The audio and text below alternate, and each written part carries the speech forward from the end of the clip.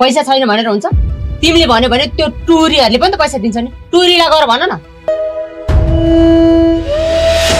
पहिले नै घरमा ल्याएर राखेका थिइस्,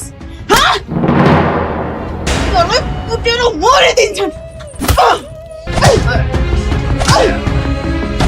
दर्शकबिन हजुरलाई टुरी सिरियल मन पर्छ भने हाम्रो च्यानललाई सब्स्क्राइब गरेर सँगै जोडिनु होला। यति बेला भने बेनिसालाई ठिक भएको छैन, घामी झाँक्री लगाएर पनि बेनिसालाई ठिक नभएको हामीले देख्न सक्छौँ। माइलालाई गरेको दुर्व्यवहार, अन्याय, अत्याचारको सजाय अहिले बेनिसालाई नाग भगवानले दिइराख्नु भएको छ भन्दा फरक नपर्ला। हो दर्शकबिनहरू, झाँक्री लगाएर पनि बेनिसालाई ठिक नभएपछि टुहुरी अर्थात् मायाले अब नाग भगवानसँग म कुरा गर्छु, बेनिसालाई म ठिक पार्छु भनेर अहिले भनेकी छिन्। अब के होला त दर्शकबिन, बेनिसा निको होलिन् कि नहोलिन्? टुहुरीले नाग भगवानसँग कुरा गरेपछि के बेनिसा ठिक होलिन् त?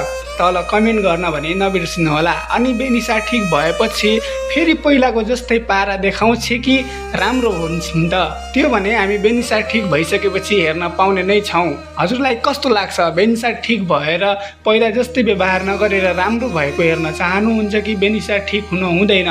तल कमेन्ट गर्न भने नबिर्सिनु होला। अनि च्यानललाई हजुरले अहिलेसम्म पनि सब्स्क्राइब गर्नुभएको छैन भने च्यानललाई सब्स्क्राइब गरेर सँगै रहेको नोटिफिकेसन बेल आइकन घन्टी बजाउन भने नबिर्सिनु होला। आजको लागि यति नै, अर्को भिडियोमा फेरि उपस्थित हुने नै छौँ। तबसम्मको लागि नमस्कार।